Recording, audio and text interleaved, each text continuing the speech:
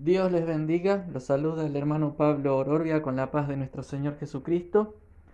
Y hoy vamos a tener una reflexión basándonos en la palabra de Dios, en la carta del apóstol Pedro, la segunda de Pedro, capítulo 2, versículos 15. Vamos a hacer una oración y continuamos. Bendito Señor de la gloria, en el nombre de Jesús venimos ante ti, dándote gracias por toda tu misericordia, por tu amor, por tus bendiciones sobre nuestras vidas. Y en este momento, Señor, rogamos a ti, nos des sabiduría, entendimiento, inteligencia, nos des revelación, Señor, para comprender tu palabra, Señor, para poder atesorarla, guardarla en nuestro corazón, creerla y tenerla siempre presente para poder vivir conforme a tus enseñanzas divinas. Señor, te damos gracias en el nombre de Jesús de Nazaret. Amén y amén. Leemos la palabra de Dios en segunda carta de Pedro, segunda de Pedro, capítulo 2, versículos 15 al 16. Segunda de Pedro 2, 15 al 16. Y leemos en el nombre del Padre, del Hijo y del Espíritu Santo. Han dejado el camino recto y se han extraviado siguiendo el camino de Balaam, hijo de Beor, el cual amó el premio de la maldad y fue reprendido por su iniquidad, pues una muda bestia de carga, hablando con voz de hombre, refrenó la locura del profeta. Amén. En el libro de Números podemos ver una de las historias más extraordinarias de toda la Biblia. Es una historia que ya desde la escuela bíblica de los niños se le enseña porque es muy simpática. El tema del asna de Balaam que habla, pero que a pesar de, como digo, es una historia simpática, tiene un profundo simbolismo en cuanto a lo que es la redención, la salvación en Cristo Jesús. Acá tenemos a un hombre misterioso, un hombre raro, que era un mago profesional llamado Balaam. Mucho no se sabe de él, si bien está nombrado en varias partes en la Biblia. Eh, Hay gente que piensa que ha sido un vulgar hechicero, un brujo, pero otros creemos que realmente ha sido un varón de Dios en su tiempo y que luego se desvió por la codicia, por el amor al dinero.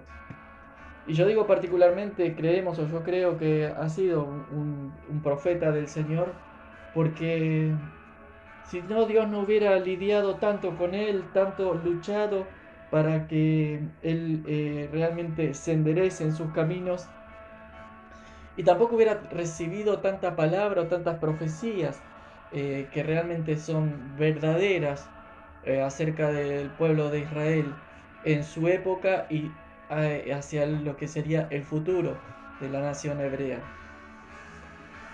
La reputación de este caballero era impresionante. Muchos reyes de la antigüedad, de su época, lo llamaban, lo contrataban para resolver las situaciones difíciles que se les presentaban. Mientras tanto, los israelitas continuaban con su paso arrollador en pos de la conquista de la tierra prometida. Venían venciendo una tras otra las naciones que tenían ocupando esas tierras. Y es una situación que asustó a Balak, el rey de Moab, porque veía que prácticamente el ejército israelita era imparable, que aún frente a ejércitos más grandes que ellos los vencía, porque obviamente sabemos que quien estaba con el pueblo de Israel era Jehová su Dios. Entonces Balak no perdió tiempo y buscó a alguien que pudiera cortar esa senda victoriosa de los israelitas. Y como veía que el triunfo era porque los israelitas confiaban en Dios, tenía que hacer una obra, un trabajo espiritual. Y lo llamó a Balaam, lo mandó a llamar a Balaam, porque sabía que aquel a quien Balaam bendecía era bendito y aquel a quien Balaam maldecía era maldito. Balaam vivía a 800 kilómetros más o menos de distancia de Moab, pero aún así Balak lo envió a llamar, envió su gente con dinero, con regalos, con dones, con presentes, para que Balaam se apresurara a venir hacia el encuentro de Moab, de Balak. Eh, Primeramente Balaam se negó porque dijo que consultó a Dios y Dios le dijo que no vaya porque no iba a ir a maldecir a Israel. Pero es como que Balac duplicó la apuesta, mandó a hombres más honorables, más prestigiosos y más dinero o más bienes, ofreciéndole más fortuna, por así decirle, a Balaam para que acepte y pueda venir. Finalmente Balaam aceptó, según él dice que consultó a Dios y Dios le dijo, bueno, ya que insistes tanto en ir, ve con ellos, pero hablarás solamente las palabras que yo ponga en tu boca. Así que finalmente Balaam aceptó y fue con estos príncipes de Moab, fue hacia al encuentro de Balac. En ese camino sucede la historia que comenté hace un rato, que muchos conocen, del tema del asna de Balaam, que fue el segundo animal que en toda la Biblia sabemos que habla, que habló. El primer animal fue la serpiente allá en el Edén, que habló con Eva, que era Satanás mismo, a través de la serpiente hablando. Y aquí el asna de Balaam que habló. El tema que en una primera oportunidad el asna se desvió del camino porque vio delante suyo a un ángel de Dios que estaba con una espada desnuda, una espada desenvainada, dispuesto a matar. Entonces el asna, por teniendo temor, se desvió. Balaam la castigó, la golpeó para que se vuelva a su camino. Luego, un tanto más adelante, tenían que pasar por unos viñedos donde había viñas de un lado y del otro, un espacio pequeño. Y el asna, al presentársele nuevamente el ángel de Jehová, el asna se corrió hacia un costado y le apretó la pierna a Balaam contra las viñas. Entonces, otra vez Balaam la castigó. Finalmente, van por un lugar donde no se podía correr ni a un lado ni a otro, ni a la izquierda ni a la derecha, y una vez más el ángel de Jehová se le presenta y el asna lo ve y del miedo se agacha, o sea, dobla sus patas y se detiene en su camino. Balaam ahí se enojó grandemente, la castigó peor, y el asna ahí fue en el momento preciso en que abre su boca y dice, ¿por qué me has castigado estas 3 veces? Yo siempre te he servido y he ido a donde tú me lleves. Yo nunca fui una carga para ti, sino que tú has sido mi carga. Entonces Balaam le dice, te castigué porque no vas por donde yo quiero ir. Y si tuviera una espada, ahora misma te mataría. En ese preciso instante, los ojos espirituales de Balaam se abren y ve que delante suyo estaba el ángel de Jehová con la espada desenvainada. Al ver el ángel de Jehová, Balaam se postró y el ángel le dice, ¿por qué 3 veces le has pegado a tu animal? El asna me ha visto y ha querido apartarse de delante de mí estas 3 veces, y aunque ella no me hubiera esquivado, te hubiera matado a ti, dejándola viva a ella. Acá está lo que hablábamos hace un rato con respecto al tema de que es como un paralelismo con la redención de Jesucristo. Es como que el ángel de Jehová era Dios mismo que estaba presente, Balaam el pecador del otro lado, y en el medio estaba el asna que estaba intercediendo o impidiendo que Dios lo castigue o que Dios lo mate. La justicia de Dios es justamente justa, por eso Dios no podía pasar por alto el pecado y el desobedecerle, y obviamente Dios eh, debe matarlo al pecador, en este sentido a Balaam es lo que iba a hacer el ángel, pero el asna se desviaba de su camino y es como que no solo se estaba salvando ella, sino que lo estaba indirectamente salvando a Balaam de morir por no estar frente a frente con el ángel. Entonces tenemos acá la analogía de la redención, donde el Señor, el Padre, está dispuesto como juez justo para castigar al pecador, pero entre medio se interpone Jesucristo como un abogado, como un intermediario, y con su sangre cubre el pecado del pecador, eh, y Dios ahí no puede ver el pecado, sino que ve la sangre de Cristo, la sangre redentora que limpia el pecado. Entonces termina perdonando al pecador y no matándolo. O sea, el asna cumplió una misión redentora o salvadora del cuerpo de la vida de Balaam, y Balaam todavía encima eh, la castigaba. También otra simbología de lo que fue cuando Jesucristo vino a salvar primeramente a Israel, y el pueblo de Israel lo castigó, lo entregó y envió o estuvo a favor de la crucifixión de Jesucristo, cuando Jesucristo vino a salvarlos justamente a ellos. Volviendo a la historia de Balac y Balaam, vemos que Balac se alegró al ver a Balaam porque sabía, como habíamos dicho, que aquel a quien Balaam maldijera iba a ser maldito y a que bendijera iba a ser bendito. Entonces ese era el motivo de la euforia de Balac, de la alegría de haberse encontrado con él. Balaam hizo preparar altares de adoración y recibió una profecía de parte de Dios. Profecía que a Balac no le gustó porque era justamente bendiciones sobre Israel, eh, profecías sobre un futuro de victoria, sobre que Israel iba a vencer a sus enemigos, iba a tomar posesión de esa tierra y iba a ser justamente por ser el pueblo elegido de Dios, iba a ser bendito y quien bendecirá a las naciones no iba a ser maldito como hubiera deseado Balac. Eh, Esto ocurrió en 3 oportunidades, desde distintos lugares que armaron altares y desde distintos lugares que observaban al campamento hebreo. Y siempre las palabras que salían de los labios de Balaam eran bendiciones hacia Israel. Balac finalmente le dijo a Balaam, al profeta, al adivino, le dice Balac: mira, te he llamado para maldecir a mis enemigos. Te hubiera pagado mucho dinero y los has bendecido en 3 ocasiones. Te diré algo, no te quiero ver por aquí. Ahora huye pronto a tu tierra antes de que cambie de idea y te mate, porque yo te prometí honra y Jehová te la ha quitado. Como es el enemigo, ¿no es cierto? Enseguida culpa a Dios de su desgracia, ¿no es cierto? O sea, y para que Balaam también se ponga en contra de Dios, o se ponga enojado con Dios, porque por culpa de que Dios no dio maldiciones y le hizo proferir maldiciones contra Israel, Balaam no fue honrado, perdió todos los bienes, todo el dinero, la fortuna que se le ofrecía, y perdió la honra. O sea, y es más, Balak le dijo: vete urgentemente de mi presencia antes de que cambie de parecer y todavía encima te termine matando. Eh, pero bueno, luego vemos haciendo lecturas de la palabra de Dios.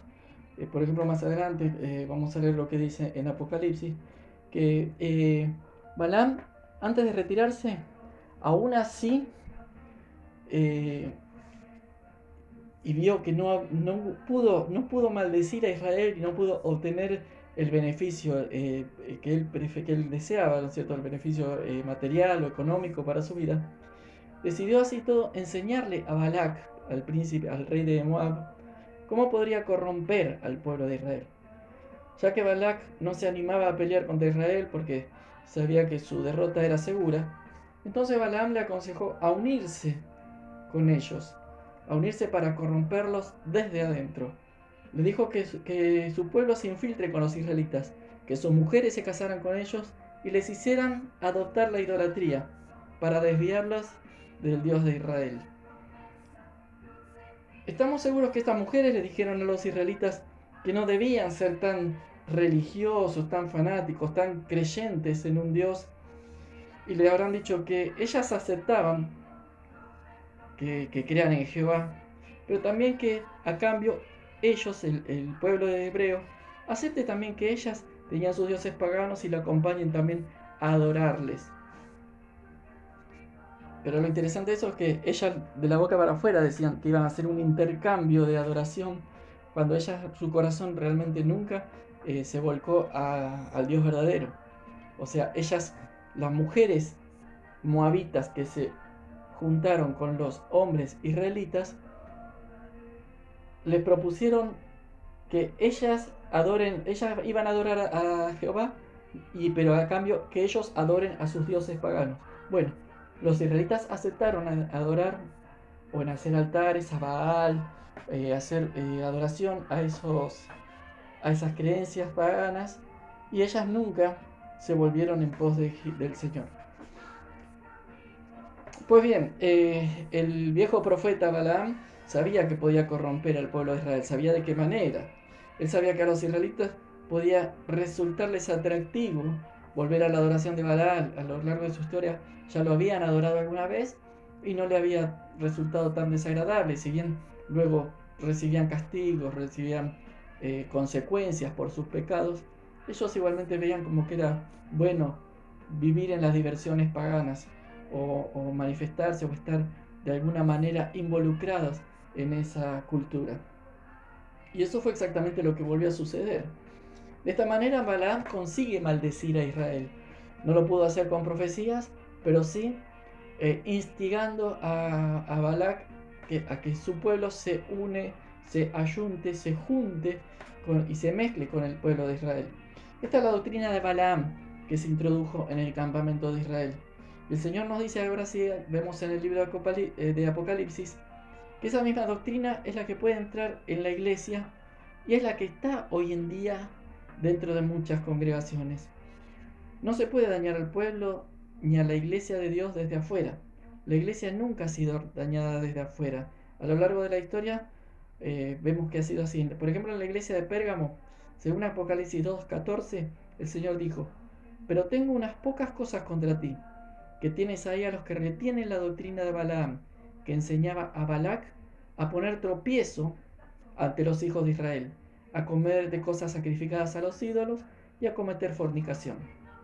En la historia de la iglesia primitiva, Pérgamo era el punto de unión entre el mundo y la iglesia. El mundo entró como una inundación dentro de la iglesia y el diablo se asoció.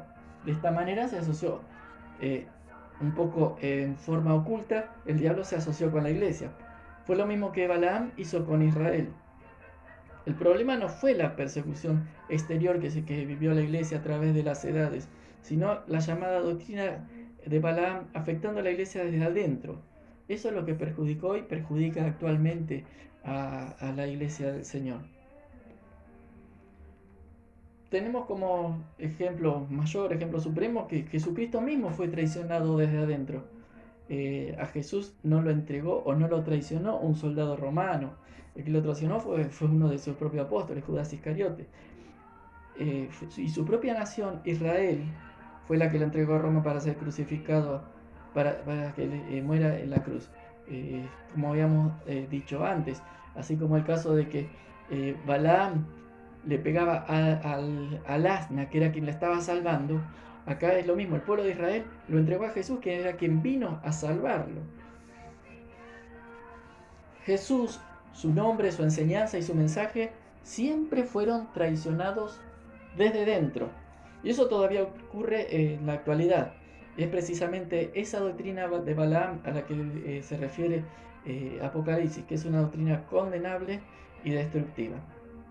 Volviendo a la historia del libro de los números, que estábamos leyendo, que habíamos comentado sobre la historia de Balaam. Durante esa época, Egipto era la nación más poderosa del mundo.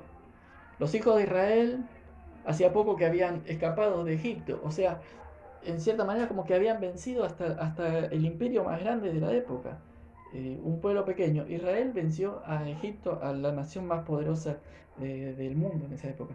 Ninguna nación podía enfrentarse con el pueblo de Dios, y los que se enfrentaban eran fácilmente derrotados porque era Dios el que les daba la victoria. Balac escuchó estas noticias de las victorias del pueblo hebreo y por eso tenía miedo de que invadan su nación.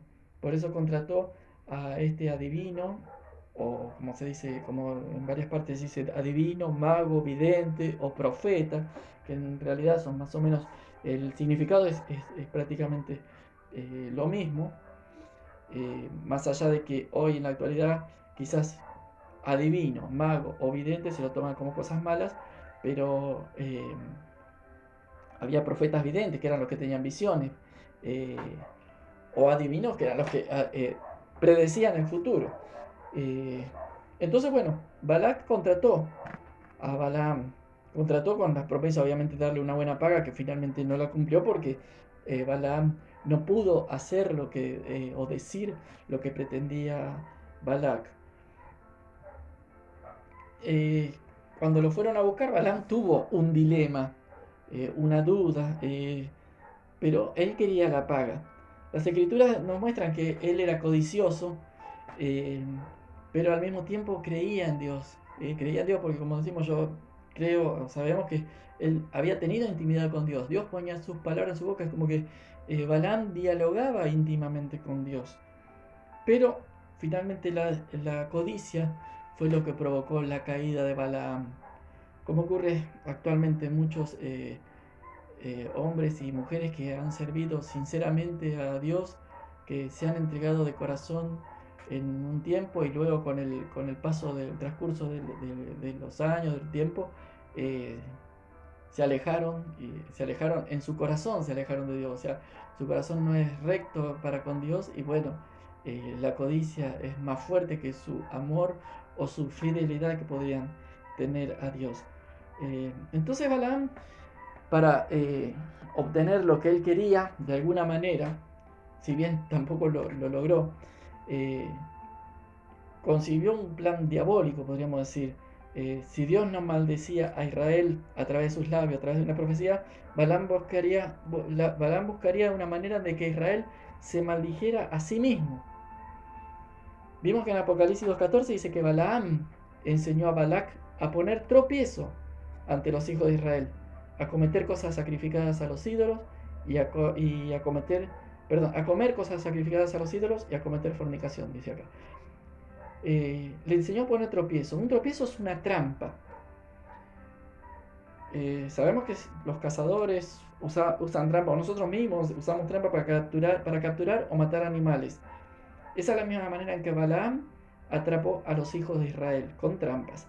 Hay tres señuelos que son empleados por los cazadores. Primero, algunos animales pueden ser atrapados por las comidas, siendo, por ejemplo, los ratones. Por eso decía que nosotros también podemos cazar animales en el caso de los ratones, a veces ratones que hay en los hogares, o bueno, se, a ellos les gusta el queso. Entonces, ¿qué hacemos? Nosotros las trampas los atraemos con queso, con su comida, con su alimento. Segundo, hay otros animales que están atraídos eh, por el impulso a reproducirse o por el deseo sexual. Por ejemplo, los coyotes son atraídos a una trampa por las secreciones glandulares de una hembra, de la hembra de los coyotes. O sea, en la trampa los cazadores buscan la forma de conseguir el aroma, el perfume de la hembra del coyote y de esa manera los atraen para poder atraparlos. Y hay otra tercera trampa que parecería que es menos evidente y es la curiosidad. Un ejemplo de esto son los pumas, los felinos grandes o pequeños también, que pueden ser atraídos a una trampa por un espejo que se cuelga en un árbol. Uno cuelga en un árbol, cuelga un espejo y los pumas por curiosidad ven el movimiento y se acercan y ahí son atrapados. Quizás escuchamos nosotros el dicho eso de que la curiosidad mata al gato. Bueno, justamente es eso lo que sucede, por curiosidad.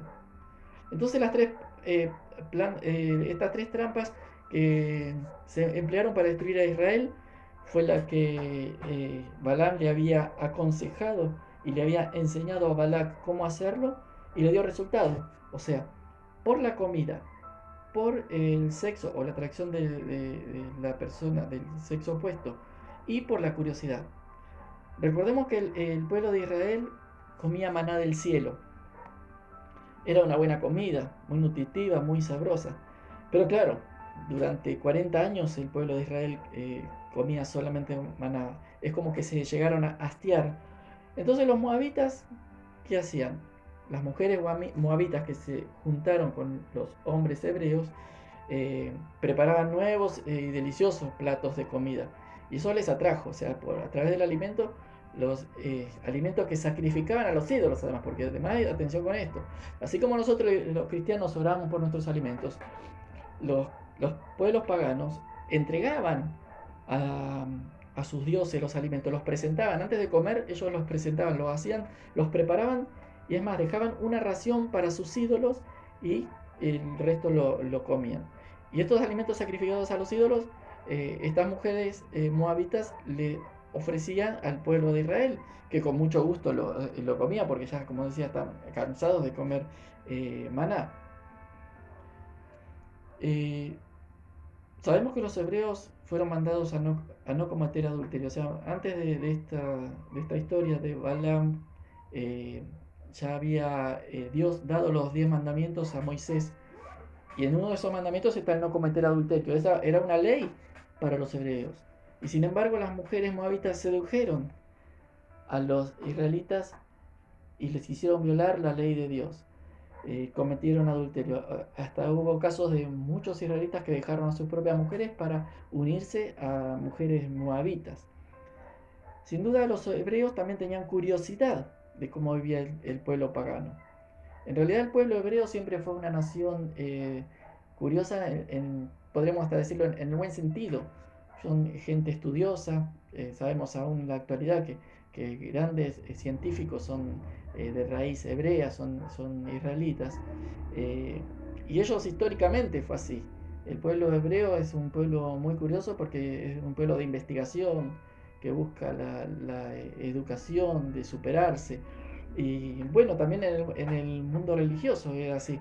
Entonces, esa curiosidad lo llevó a involucrarse en el paganismo, en la adoración a Baal y a los dioses moabitas en este caso.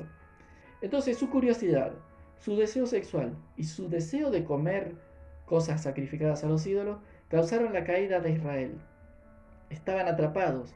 La ira de Dios se encendió luego en contra de ellos y él mandó una plaga para castigar a sus hijos descarriados. 24.000 personas, 24.000 judíos, 24.000 israelitas murieron a consecuencia de esta desobediencia. Finalmente concluimos que Dios no maldijo a este pueblo, sino que el pueblo mismo se maldijo en consecuencia a su desobediencia. Las escrituras enseñan que finalmente en Números 31 vemos que Balaam termina muriendo por los soldados de Moisés en otro enfrentamiento, cuando ellos conquistan otras naciones, otros pueblos, eh, matan a sus reyes y entre ellos también mata a pueblo y Balaam termina muriendo. El diablo no es tan inteligente como Dios, pero es más hábil, más astuto que nosotros los humanos. Él quiere captar nuestras almas y de cualquier manera arrastrarnos al infierno. Él puso trampas en todo lugar. La única manera en que podemos ser victoriosos sobre el diablo es quedarnos cerca de Jesús. Cuando damos nuestros corazones a Jesús, llegamos a ser más que vencedores. Servir plenamente a Dios debe ser nuestra principal prioridad. En Mateo 6:33 dice la palabra que busquemos primeramente el reino de Dios y su justicia y todas las demás cosas serán añadidas o vendrán por añadidura. Bueno, Balaam buscó la añadidura primero. Ya no le importaba tanto ni nada prácticamente el reino de Dios y su justicia.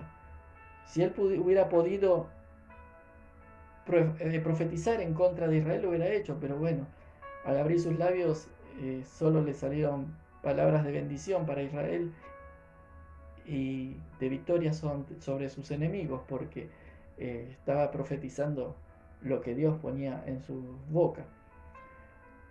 Pero lo que buscaba a Balaam era las añadiduras, el beneficio económico o material por sobre la gloria de Dios. A los que se ven tentados a servir a Dios y al mundo, a mezclarse, quizás como el pueblo hebreo lo hizo con los moabitas, a ellos Santiago les advierte y les dice en Santiago 4:8, acercaos a Dios y Él se acercará a vosotros. Pecadores, limpiad las manos, y vosotros los de doble ánimo, purificad vuestros corazones. Por favor, abra usted su corazón, abra su corazón y reciba a Jesús ahora mismo. Que Dios le bendiga.